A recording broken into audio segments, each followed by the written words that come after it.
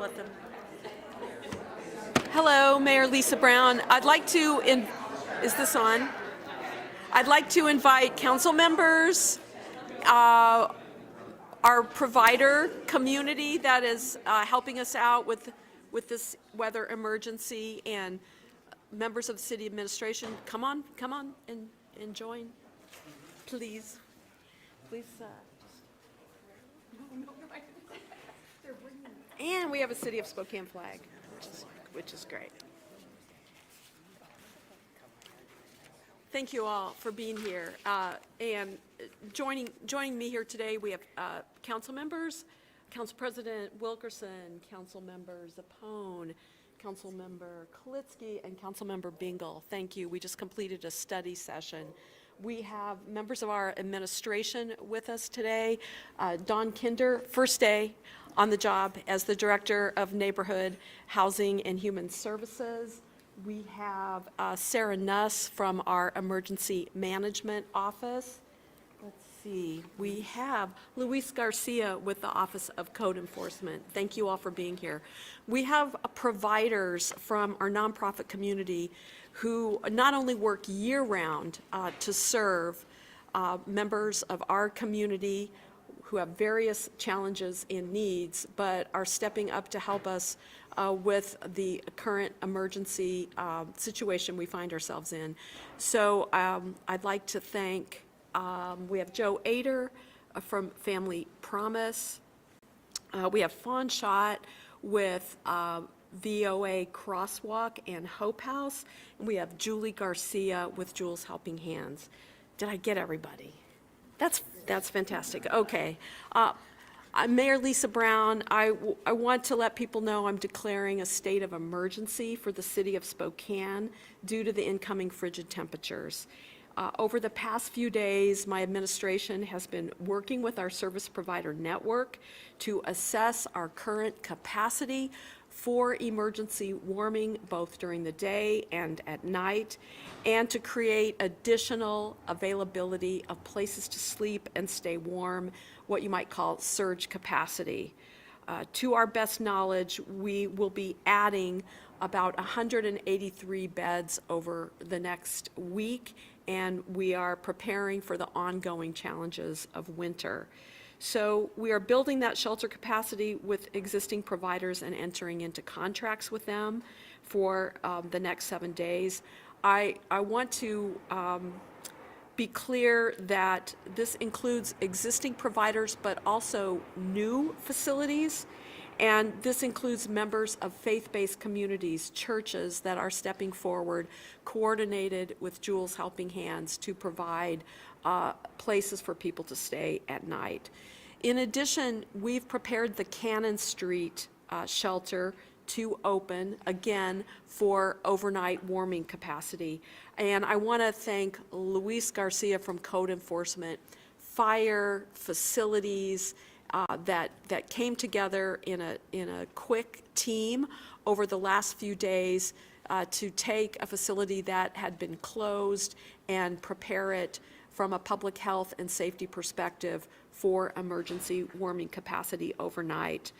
And this would not have been possible without the quick action of many partners within the city, but also these providers who are with me here today and others. Information on warming center operations, locations, and how to get there will be on the city website. You can also go to the city website to see how you can help. And I'd like to encourage people to check out the websites of the individual organizations that are with me here today or who are listed on the city website, because they have their own need for volunteers, for staffing up, and for donations during this period of time. And one final note, within a couple weeks from now, we will be doing the annual point-in-time count of the unsheltered population. And that is something we also utilize volunteers for. So you can go to the city website to learn how to participate in that. And over the course of the next year, we are engaging in a process to build community resiliency not just for cold, but also for smoke, for heat, and for people, whether they are currently sheltered or living in their homes, but subject to emergencies due to smoke or power outages, to build up additional capacity with resilience hubs in our neighborhood centers. So that is an ongoing process that will be underway, and the conversation with City Council about how we're going to afford all of these things. So thank you. I'm here to take your questions and have people here for backup if I can't answer them.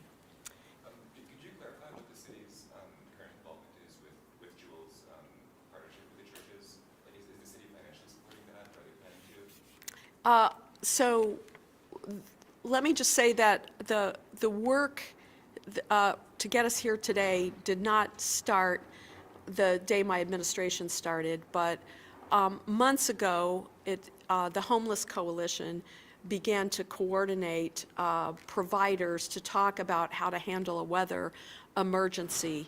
And the city, I think, was inconsistently connected to that conversation. But as part of that, Jules has been involved in doing outreach to faith community that want to provide this type of emergency services. And the city team has already been working with them to do the public health and safety piece of this.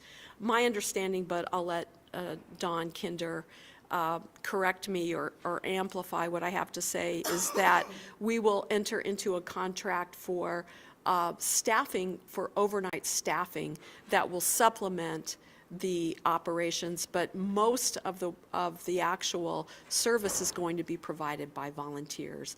And I'll let Don, if you have anything to add to that. No, that is accurate. So as the mayor mentioned, Julie Garcia and Jules Helping Hands have been working on this long before this administration, but we will be entering into contract to support the cost of those efforts and to ensure that her team and the churches are supported as well for all of their work in this. And would that include the insurance costs as well that Jules is currently covering? That is a question that I have outstanding that we will be talking about shortly after this, that was raised during our council conversation. Mayor, you mentioned that your administration is working to get Cannon Street online. Heard in the study session that's going to be kind of a progressive thing over the next couple weeks to months. Can you elaborate if the 183 bed number that you just cited includes Cannon Street, and what kind of is the process for people out there to know when Cannon Street may be online? No, the 183 is over the next 7 days, and that's existing providers and the capacity that they are adding. And I want to add that Compassionate Addiction Treatment, CAT, has been a key partner in this and are bringing on, I believe, an additional 40 places for people, 45 over the next 7 days, as well as we are working with them on this additional capacity that the Cannon Street facility would give us. And that, as I understand it, could go maybe from an initial 20 to 40 to 60, and obviously we are going to be building this out over time, and some of that is related to just getting the contracts in place, and some of it's related to staffing and having appropriate staff for public health and safety. Will the Cannon Street shelter be open during the daytime, or is that just an overnight? The current plan is for an overnight warming facility from 7 p.m. to 7 a.m. Clearly, transportation during these very cold times is a key part of this. And so I just want to emphasize, for more information on that, we'll have it on the city website, but a couple of our providers are organizing transportation. Some already have vans available, and there is an existing ability for people who need to access a warming facility to do that free of charge on Spokane Transit.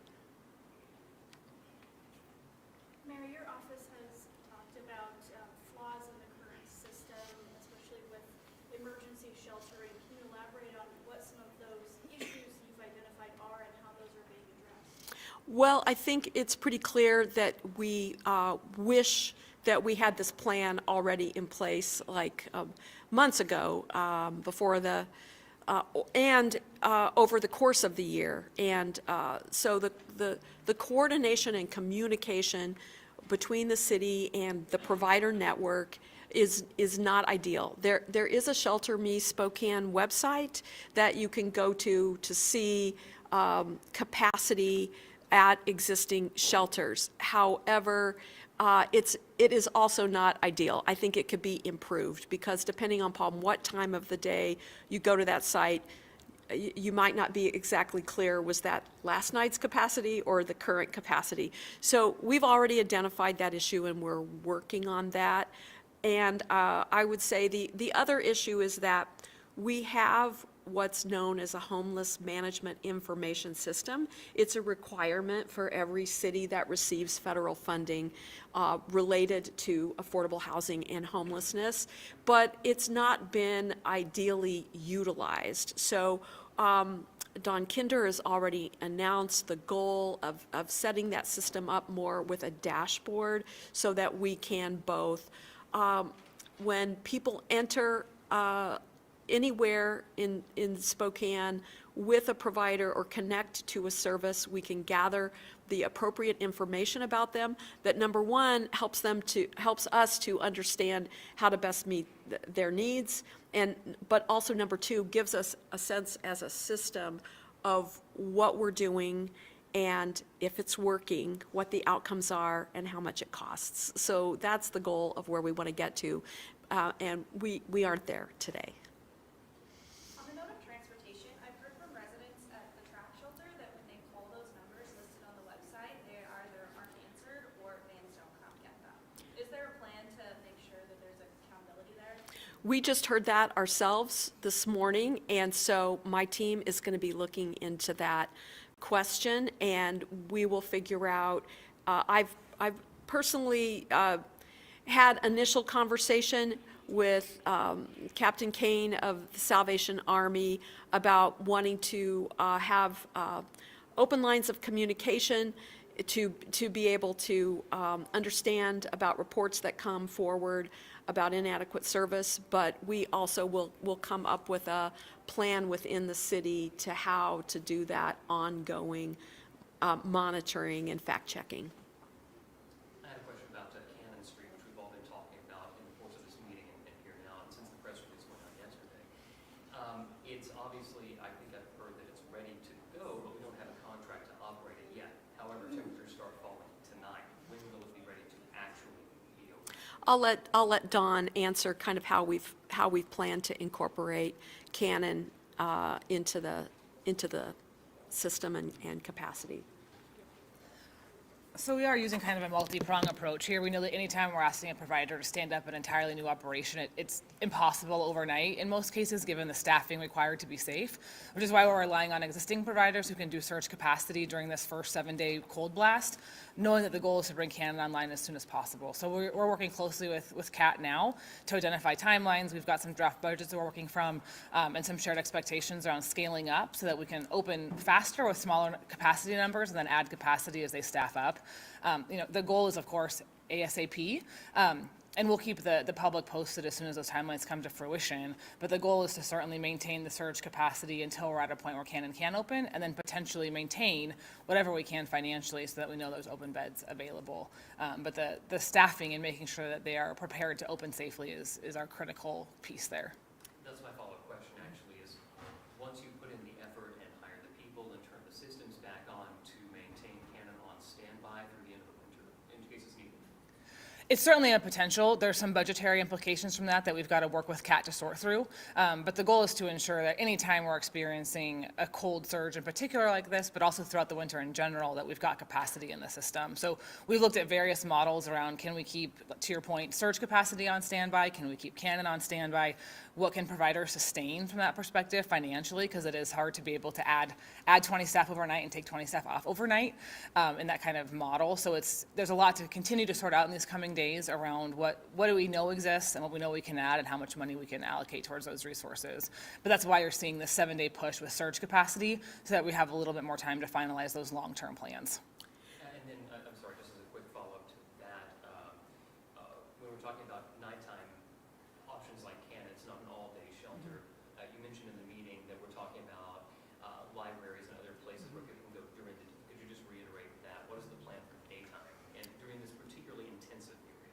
Absolutely. So the daytime plans will continue to be existing resources. We know that we've got some capacity for daytime services certainly throughout the library system, through existing shelter and day shelter providers in the downtown core. And we're continuing to partner to identify additional resources. Those will all be listed. And we will provide transportation to and from once Canon is operating. Many of our providers, including Jules and CAT and VOA and others, already provide transportation for folks between evening and daytime options. But we're certainly continuing to communicate about that, check in on the track transportation issue, and ensure that folks can get back and forth. I'd like to just add one thing. I think with Joe and Fawn and Julie here, I feel like I really need to say that they are stepping up and other providers are stepping up, faith community and volunteers are stepping up, but we have a structural issue that I think if I didn't mention it, they would storm the mic. And that is that we don't have at this point, we haven't identified the funding to continue our current system through the year. So they know that the current contracts that they have do not carry them sufficiently through the entire year.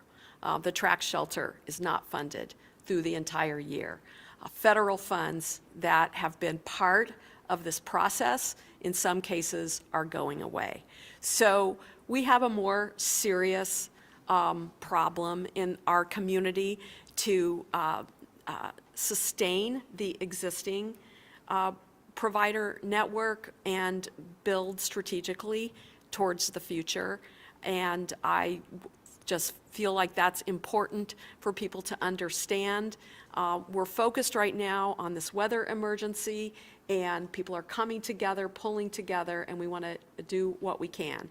And that includes the people of Spokane. So please, if you see a life-threatening situation or a warming fire, please report to 911 so fire or police can do a welfare check and protect public health and safety.